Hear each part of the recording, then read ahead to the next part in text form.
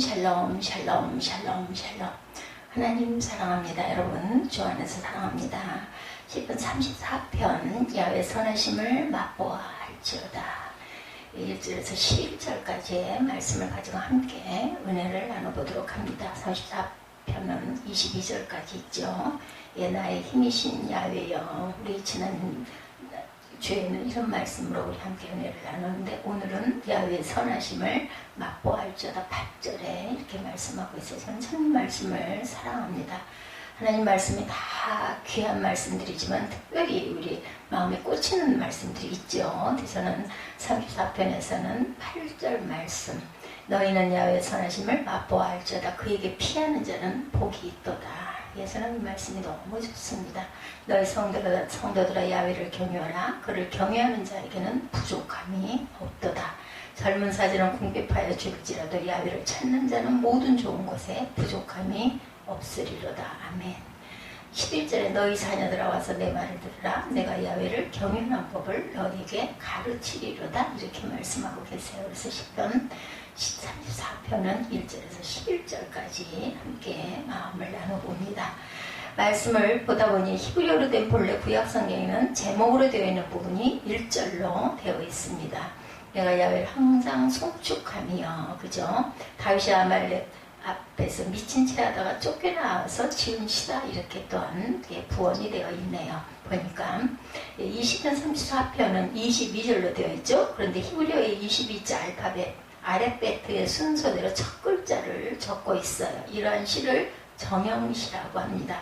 1절에 내가 야훼를 항상 송축하며 라 했는데, 1인칭 내가 송축한다, 내가 찬양한다는 말로 아바라카라고 기록하여 히브리어 지음의 첫 글자를 알렙 이렇게 쓰고 있어요. 2절 말씀은 주님만을 야훼를 이라고 번역하는데 바에호바, 저는 잘 모릅니다. 히브리어는.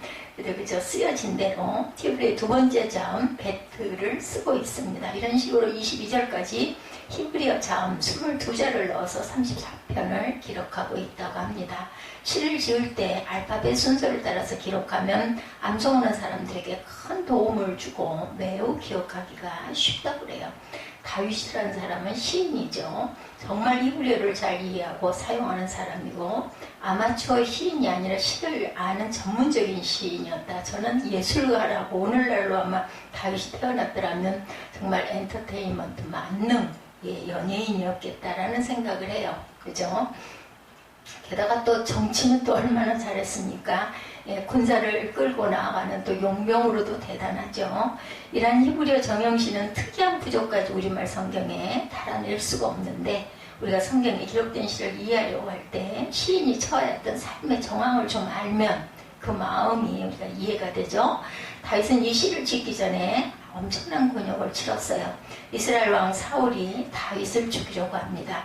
다윗이 적장 골리앗을 물맷돌로 쳐 죽이고 계산할 때 온 이스라엘이 나와서 노래하기를 사울이 죽인 자는 천천히요 다윗은 만만이로다. 이 말은 사울은 수천 명을 죽이고 다윗은 수만 명을 죽였다, 이 말로 해석이 되죠. 수많은 여인들이 모든 성읍에서 나와 노래하고 춤추고 소고와 경세를 가지고 나와 맞이하는데, 여인들이 뛰놀면서 노래하는데 사울은 천천히요 다윗은 만만이로다. 사울은 왕으로서 민심의 동향을 잘 파악하는 사람이었어요. 그는 노랫말에 기분이 상합니다. 불쾌하여 심이 언짢았고 화가 치밀어 올랐다 그래요. 사람들이 다윗에게는 수만 명을 돌리고 나에게는 수천 명을 돌렸으니 이제 그에게 돌아갈 것은 이 왕의 자리밖에 없다, 이렇게 생각을 했다는 거죠. 하루는 사울왕이 악신에 들려서 실성거리고 미친 듯이 헛소리를 지릅니다. 다윗은 시인이었고 수금을 잘 타는 음악가였기 때문에 손으로 수금을 타고 있는데, 사울이 손에 창을 잡고 갑자기 다윗은 벽에 박아버리겠다고 창을 던졌는데 2번이나 피했다고 그래요. 그날 미치지 않겠어요? 간이 떨어져 나갔을 것 같습니다. 전에는 하나님이 사울에게 함께하는 줄로 알았는데 자기에게서 떠나 다윗과 함께 하시는 것을 보면서 소위 타서 사울은 전전긍긍합니다. 사울이 모든 군사대위 군원 앞에서 골리앗을 죽이면 사위를 삼겠다고 약속했는데, 큰딸은 다른 청년에게 시집을 보내고 두 번째 딸 미갈이 다윗을 따르고 좋아하는 것을 보고는 다윗을 둘째 사위로 맞이하죠. 옛날부터 장인어른과 사위는 참으로 사이가 좋은 관계이기도 합니다. 장인의 입장에서 사위를 볼 때 부족한 딸을 사랑하며 보호하고 또한 자식 낳고 사는 것을 보면 정말 믿음직하고 귀하게 보이죠. 다윗이 천부장으로 군대를 통솔하고 여러 대적을 막아 전쟁을 했는데 가는 데마다 승승장구하고 백전백승을 하죠. 이렇게 사위가 나가서 잘 싸우는데도 사울은 마땅치가 않았습니다. 사울의 아들 요나단과 다윗이 친형제 이상 가까운 것도 싫었어요. 요나단의 아버지 사울에게 직언하여 신하 다윗을 미워하지 말고 무죄한 피를 흘리지 말라고 여러 번 간청했지만 아들 요나단도 죽이려고 합니다. 사울은 전액의 딸 미갈과 함께 잠자리에 들어간 다윗의 집을 포위하고 죽이려고 했어요. 미갈이 재치가 있어서 다윗이 자고 있는 것처럼 위장해놓고 도망을 시키죠. 다윗이 피신하는 모든 말씀을 들을 수는 없어요. 우리가 정말 너무나 많아서. 다윗은 사울의 추격을 피할 수 없다는 생각이 들어 철천지 원수의 나라 블레셋 나라에 망명을 갑니다. 블레셋이라는 나라는 5개의 도시국가로 이루어져 있었고 그 시절에 각 나라에 한 해씩 돌아가면서 블레셋 연합국가의 왕을 맡고 있었다고 그러네요. 다윗은 자기가 가장 호의적인 가드의 왕 아기스라는 아말렉에게 갑니다. 아말렉이라는 말은 아버지는 왕이다 라는 뜻을 갖고 있어요. 블레셋이나 그랄국의 왕을 부르는 그냥 명칭이었다고 그러죠. 네, 아말렉. 네, 다윗이 블레셋 나라 가드에 가서 망명을 신청해요. 아기스의 신하들이 아기스에게 말합니다. 이는 그 땅의 왕 다윗이 아니니까 무리가 춤추며 이 사람의 일을 노래하여 이르되 사울이 죽인 자는 천천히요 다윗은 만만히로다 하지 아니하였나이까. 사무엘상 21장에 보면 이렇게 말씀하죠. 다윗이 이스라엘의 왕은 아니었어요. 그런데 블레셋 사람들은 다윗을 왕이라고 말합니다. 블레셋이라는 나라는 여러 명의 왕이 있어서 서로 연합하고 한 왕이 대표할 때가 있으니 다윗도 사울과 대등하게 보면서 왕이다 이렇게 지칭을 하는 거죠. 다윗이 지금 신하들이 말하는 것이나 아기스의 어전을 살펴보니 공기가 심상치가 않아. 내가 이러다 죽겠구나 이런 직감을 느낍니다. 자기네 병사를 수없이 죽었고 장군 골리앗을 죽인 자인데 가만두지 않을 것 같구나. 그 순간 하나님이 지혜를 주셔서 미친 체하고 침을 수염에 흘리고 모자라는 척 하는 것이었어요. 아기스라는 왕은 통이 큰 사람입니다. 망명한 적장을 어제라서 죽인다는 것은 왕의 체면의 말이 아니고 그렇다고 신하들이 직언하는데 무시할 수도 없었어요. 근데 하나님이 아기스의 마음을 다스립니다. 미친 채 하는 다윗을 보면서 다윗을 살려보내고 있어요. 성경은 아주 실감 있게 기록되어 있죠. 그러자 아기스가 신하들에게 아니 미친 녀석이 아니냐 왜 저런 자를 나에게 끌어왔느냐 이렇게 반문을 하죠.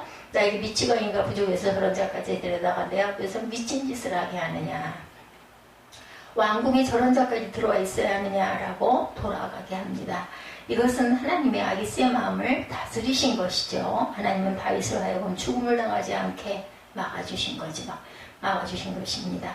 예, 이런 어려움을 겪은 다윗이 하나님 앞에 엎드려 기도하면서 시를 짓습니다. 다윗은 참으로 하나님을 잘 믿는 사람이었죠. 어떤 순간에도 하나님을 생각하고 하나님의 베풀어 주신 은혜다라고 기억하고 감사하고 지금 처한 상황에서 하나님의 귀하신 섭리와 원하신 뜻을 발견합니다. 첫 번째 다윗은 하나님을 찬양해요. 1절에서 3절에 내가 야훼를 항상 송축하며 내 입술로 항상 주를 찬양하리다. 내 영혼이 야훼를 자랑하리니 공고한 자들이 이를 듣고 기뻐하리로다. 나와 함께 야훼를 광대하시다며 함께 그의 이름을 높이세. 1절에서 3절이죠. 우리는 하나님을 높이고 송축하는데 항상 찬양해야 합니다. 하나님을 찬양하는데 항상 해야 된다. 삶의 모든 정황 속에서 번성할 때도 실패할 때도 안전하거나 위험하거나 평안하거나 공고함에 빠져 있어도 하나님을 바라보며 하나님을 높이고 찬양해야 합니다. 우리에게는 하나님이 계시죠. 어디 계세요? 지금 이 자리에 우리 마음 안에 어느 곳에나 무소부지하게 계십니다. 예, 우리 교회에 하나님이 계시고 우리 안에 하나님이 계십니다. 나에게 하나님이 계십니다. 성령으로 내주하고 계시죠.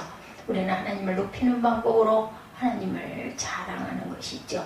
자랑이라는 말은 할랄입니다. 빛내다 밝히다 찬양하다 할렐루야. 그래서 그렇죠. 하나님께 영광을 돌리고 하나님을 주님으로 고백하는 신앙을 말합니다. 온 우주 만물을 지으시고 창조주 하나님이신데 감히 우리 아버지라고 고백할 수 있게 됐어요. 얼마나 놀라운 은총입니까? 다윗의 위대함은 자기만 혼자 신앙생활을 잘하는 사람이 아니라 주변에 있는 모든 사람들과 더불어 하나님을 높이고 있죠. 나와 함께 야훼를 광대하시다 하며 함께 그의 이름을 높이세 3절에 외칩니다. 우리는 한 사람도 빼놓지 말고 모든 사람이 하나님을 높이고 하나님의 위대하심을 찬양해야 합니다. 우리 함께 하나님을 높이십시다. 우리 시대 우리 교회 모든 성도들이 세상의 마음을 빼앗기지 말고 하나님을 믿는 일에 우선순위를 두고 하나님을 높이고 자랑하는 성도로 살아가시기를 주님의 이름으로 축복합니다. 한때 미국 오페라계에서 활약했던 할버튼이라는 유명한 가수가 있었는데 어느 날 할버튼은 자기 집에 돌아오면서 자기 아들과 이웃집 아이가 놀면서 주고받는 대화를 듣게 돼요. 이웃집 아이가 말합니다. 우리 아버지는 사장님을 잘한다, 시장님을 잘한다 이렇게 자랑합니다. 그러자 할버튼은 우리 아버지는 하나님을 잘한다 이렇게 대답했다고 그래요. 당당히 대꾸합니다. 이 대화를 들은 할버튼은 눈물이 쏟아지기 시작했고 마침내 서재에 들어가서 실컷 울었다고 합니다. 우리도 하나님을 잘 아는 사람이 되어야겠습니다. 사람의 힘을 의지하지 않고 하나님을 의지하면서 하나님과 친밀한 사이 동행하는 그러한 사람이 되어야 되겠죠. 우리가 하나님과 절친한 친구 사이가 된다는 것을 생각만 해도 가슴 설레는 일입니다. 옛날 아브라함은 하나님의 벗이라는 말을 들었어요. 모세는 하나님을 대면하여 말씀을 나누는 사이였죠. 아브라함이나 모세도 우리가 똑같은 성경을 가진 보통 사람입니다. 그들도 우리가 똑같은 사람이었다고 하는 말은 우리도 그들처럼 믿을 수 있다는 거예요. 똑같이 아브라함이나 모세처럼 그렇게 되어야 제대로 믿는 사람이라고 할 수 있다는 거죠. 온 우주 만물의 창조주이신 하나님과 친밀한 관계를 갖는다는 것은 우리 인생에서 정말 흥분스러운 일이 아닐 수 없습니다. 우리가 이처럼 하나님을 알고 있다는 것, 더구나 가장 높으시고 전능하시고 자비로우신 하나님을 아버지라고 부른다는 것은 놀라운 감격입니다. 우리는 하나님을 아는 것으로 그치지 않고 그분은 나의 하나님이시고 나의 아버지라고 부르는 특권을 가진 사람들이죠. 또한 다윗은 기도하는 사람이었어요. 찬양하는 사람이었고 두 번째 기도하는 사람 4절에서 8절까지죠. 내가 야훼께 간구하매 내게 응답하시고 내 모든 두려움에서 나를 건지셨도다. 그들이 주를 앙망하고 광채를 내었으니 그들의 얼굴은 부끄럽지 아니하리로다. 이 공고한 자가 부르짖음에 야훼께서 들으시고 그의 모든 환난에서 구원하셨도다. 야훼의 천사가 주를 경외하는 자를 둘러진치고 그들을 건지시는도다. 너희는 야훼의 선하심을 맛보아 알지어다. 그에게 피하는 자는 복이 있도다. 아멘. 제가 이 8절 말씀을 굉장히 사랑한다고 말씀드렸죠. 다윗은 기도하는 사람이죠. 절박한 상황에 하나님 앞에 기도합니다. 그런데 하나님은 미친 척하여 피할 길을 열어주셨죠. 아까 제가 말씀드렸습니다. 이것은 하나님이 함께 하시는 것이고 기도의 응답이었습니다. 하나님은 우리가 당하는 모든 두려움에서 우리를 건져주시죠. 우리 얼굴을 부끄럽지 않게 해주십니다. 모든 환난에서 건져주신다고 약속해 주셨어요. 하나님 당신이 부리시는 천사들을 보내서 주를 경외하는 자들을 둘러 짐치고 보호하고 건지십니다. 그래서 당신에게 모든 것을 맡기고 피하는 사람이 복되도다 말씀하죠. 그 모든 약속과 은총은 기도를 전제로 하는 것이다. 기도한다는 것은 나의 부족함을 인정하면서 하나님의 놀라우신 능력을 힘입어 살겠다고 하는 결단이죠. 기도는 무엇을 얻도록 하나님께서 명하신 방법입니다. 기도를 무시하는 사람은 기도하라고 하신 하나님을 무시하고 업신여기는 것과 같다. 야고보서 4장 2절 하반절에 보면 너희가 얻지 못하면 구하지 않기 때문이다 이렇게 말씀하고 있어요. 잊지 마시기 바랍니다. 우리가 얻지 못하는 것은 구하지 않기 때문이다. 기도에 태만한 사람은 하나님 앞에서 긴급한 것을 얻을 생각을 하지 말아야 합니다. 우리가 무엇을 얻지 못하는 것은 간절히 구하지 않기 때문입니다. 히브리서 4장 16절에도 그러므로 우리는 긍휼하심을 받을 때를 따라 돕는 은혜를 얻기 위하여 은혜의 보좌 앞에 담대히 나아갈 것이니라 말씀하죠. 기도는 우리가 하나님의 긍휼하심을 받고 때를 따라 돕는 은혜를 얻도록 하나님께서 정하신 방법입니다. 하나님과 교제하고 하나님의 은혜를 받고 하나님의 복을 받는 통로는 바로 기도라는 거죠. 우리 예수님이 기도를 말씀하시면서 요한복음 16장 24절에서 지금까지는 너희가 내 이름으로 아무것도 구하지 아니하였으나 구하라 그리하면 받으리니 너희 기쁨이 충만하리라. 요한복음 16장 24절이죠. 우리의 삶의 기쁨이 충만해지는 것은 예수님의 이름으로 간구하는 것입니다. 이것은 우리 주님이 약속해 주신 것이죠. 기도는 하나님과의 만남이고 교제입니다. 하나님과 사귀는 것보다 더 큰 기쁨은 지상에도 하늘에도 없어요. 시편 16편 11절에 주께서 생명의 길을 내게 보이시리니 주의 앞에는 충만한 기쁨이 있고 주의 오른쪽에는 영원한 즐거움이 있나이다. 이렇게 말씀하고 있죠. 11절에 중국 선교의 선구자인 허드슨 테일러는 25의 젊은 나이에 중국 땅을 발로와 평생 동안 중국 선교에 헌신합니다. 그런 사람들로부터 당신은 어떻게 일생을 선교사로 보낼 수 있었습니까? 라고 물어요. 그러면서 행복할 수 있었던 비결은 무엇입니까? 라는 질문을 받을 때마다 다음과 같이 말했다고 합니다. 나의 헌신과 행복의 비결은 하루를 어떻게 시작하느냐에 달려 있습니다. 연주자는 음악회가 시작되기 전에 악기를 조율합니다. 음악회가 끝난 뒤 조율한다면 어리석은 일이죠. 나는 아침에 일어나면서 하나님의 뜻에 나의 생각을 맞추는 일부터 시작합니다. 그러면 인생이 보람되고 행복해집니다. 라고 대답했다고 그래요. 새벽기도는 허드슨 테일러의 간증과 같습니다. 연주회를 시작하기 전에 먼저 악기를 조율하는 것처럼 하나님의 음성을 듣고 나의 삶을 조율하는 것이죠. 줄이 느슨해졌으면 조이고 너무 조여졌으면 끊어질 것 같으면 풀어서 하나님의 원하시는 아름다운 음을 낼 수 있게 합니다. 조율이 잘 안 된 악기들이 모여서 잘된 악기들이 모여서 화음을 만들어낸다면 정말 아름답고 훌륭한 음악이 될 것이고 잘 안 된 악기들이 모여서 연주를 한다면 줄은 끊어지고 좋은 소리를 낼 수가 없겠죠. 세 번째 다윗은 하나님을 경외했다. 9절에서 11절에 보면 너희 성도들아 야훼를 경외하라 이렇게 시작합니다. 그를 경외하는 자에게 부족함이 없도다. 젊은 사자는 궁핍하여 줄일지라도 야훼를 찾는 자는 모든 좋은 것에 부족함이 없으리로다. 너희 자녀들아 와서 내 말을 들으라. 내가 야훼를 경외하는 법을 너희에게 가르치리로다. 내가 야훼를 경외하는 법을 너희에게 가르치겠다. 성경에서 경외한다는 말은 히브리어로 야레라고 합니다. 야레. 경외한다. 두려워한다 라는 뜻이죠. 그 뜻은 잠깐 생각이 나서 알다 야다죠. 알다 야다 경외 야레 비슷합니다. 야자가 그 뜻은 하나님의 거룩하심과 어미하심 앞에 거룩한 두려움을 가지라는 말이죠. 하나님을 바르게 경외하는 것은 하나님을 경외한다고 할 때 처음으로 무서워하라는 의미로 받아들일 수가 있는데 성경 어디를 보아도 하나님을 무서워하라는 말씀은 하지 않습니다. 다만 두려워하라고 말하죠. 하나님은 당신의 영광을 위하여 우리를 창조하셨고 아들 예수 그리스도와 진정한 교제를 나누라고 창조하셨어요. 하나님을 경외하라고 하셔서 결코 무서워하라는 말은 아니죠. 거룩한 두려움, 경외심, 어려워하는 거죠. 경외한다는 뜻은 그렇게 느껴집니다. 뭔가 아주 그 경외하는 우리가 사람 중에도 그렇게 좀 어려운 사람을 보면 좀 뭔가 마음이 긴장이 되면서 아주 그걸 싫어하는 거하고는 달라요. 그죠? 경외는 너무나 좋은데 어려운 그런 분 하나님이시죠. 하나님을 공경하고 하나님을 하나님에게 높여드리는 것, 경건한 자세와 받아들이는 마음, 경건한 자세 그리고 받아들이는 마음. 우리가 하나님을 인식하면서 살아가야 합니다. 잘못한 일이 있으면 하나님 앞에 죄송한 마음을 가져야죠. 하나님이 주인이시고 하나님이 심판하시고 하나님이 살 잘못을 가려주시기 때문이다.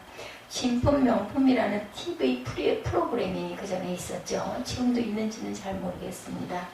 전문가들이 나와서 골동품의 진위와 가치를 가격으로 평가하는 것을 제가 언젠가 본 일이 있어요. 각 분야의 전문가들만 나오는 것이 아니라 연예인들이 감정 평가단으로 나와요. 먼저 골동품 소장가에게 그 물건을 소장하게 된 사연을 직접 듣습니다. 조상들이 물려주었다, 비싼 값을 주고 구입한 경위, 또한 이런 것들을 자랑스럽게 소개하죠. 예, 백자화병 한 점에 5분 가는 것을 본 적이 있습니다. 먼저 연예인들이 가짜인지 진짜인지 각자의 기준을 가지고 골동품의 가격을 정하죠. 연예인들이 하는 일은 재미있게 하려고 하는 것이죠. 상당한 지식을 가진 연예인도 있습니다. 그리고 나서 전문가들이 진품 여부를 확인하고 가격을 확정해요. 근데 흥미로운 사실은 골동품 가운데 고가의 진품으로 생각하는 것 중에 가짜가 많았다는 겁니다. 한 번은 중년 신사가 오래되어 보이는 붓쿠션점을 들고 나왔어요. 예, 그분은 애국지사가 쓴 작품을 가지고 있다는 것에 대한 자긍심이 대단했습니다. 연예인 감정가들도 감탄하며 매우 비싼 가격을 매겼죠. 소장자도 감정가를 1억 원 넘게 써냈습니다. 예, 모두가 마지막으로 전문가의 평가를 기다렸어요. 숨을 죽이고 전광판을 지켜보는 감정가는 단돈 500원. 예, 이거 제가 보고 깜짝 놀랐던 기억이 납니다. 소장자의 얼굴이 벌겋게 변하더니 금방 표정이 굳어지더랍니다. 그것은 진품이 아닌 가짜였던 것. 소장자는 지금까지 가짜를 진짜인 줄 알고 자긍심을 가지고 있었던 거죠. 진품 명품 프로를 보면서 생각해 봅니다. 우리의 신앙생활도 저런 모습이 아닐까. 나는 정말 하나님 보시기에 바르게 신앙생활을 하고 있다라고 확신할 수 있을까. 근데 주님께서 살펴보시더니 가짜라고 말한다면 얼마나 황당할까. 참 당황하고 황당은 같은 의미와 뜻을 갖고 있는데 반대 글자죠. 당황, 황당. 그죠? 거꾸로 읽으면 황당이 됩니다. 정말 기가 막히고 깜짝 놀라고 같이 연결되죠. 당황하고 황당하고 그렇습니다. 우리의 신앙은 진짜일까 가짜일까. 예, 정말 어떻습니까 여러분들. 하나님을 진짜 사랑하십니까? 예, 하나님이 뭔가를 주시기 때문에 그것만 바라고 있지는 않은지. 예, 불꽃 같은 눈으로 우리를 감찰하시고 하감하시기에 우리는 하나님 앞에서 그런 눈 앞에서 살고 있습니다. 코람되고 하나님 앞에. 예. 오늘 다윗의 신앙을 보니 하나님을 찬양하고 있고 기도하는 사람이었고 하나님을 경외하는 사람이었죠. 항상 하나님을 찬양하고 하나님께 엎드려 기도하고 하나님을 경외하는 저와 여러분들이 되셔서 정말 진품의 믿음을 주님이 칭찬하시도록 살아내시기를 주님의 이름으로